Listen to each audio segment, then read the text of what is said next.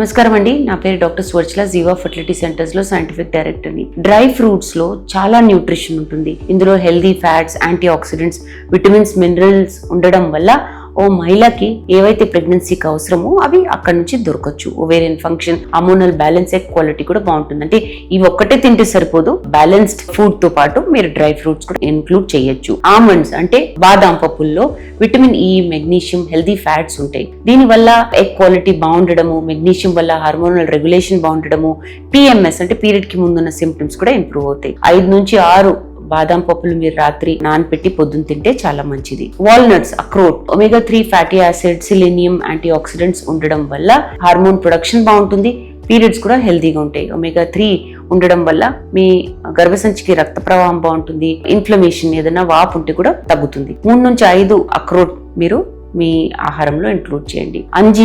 అంజీర్లో iron, calcium, potassium, fibre ఎక్కువ ఉండడం వల్ల ఓవ్యులేషన్ బాగుండడము, ఎనీమియా తగ్గిపోవడం అనేది జరుగుతుంది. ఒక మంచి గర్భసంచి లైనింగ్ ఉండాలంటే ఐరన్ బాగుండాలి. ఒక 2 అంజీర్లు మీరు రాత్రి నానపెట్టి పొద్దున్న తినొచ్చు.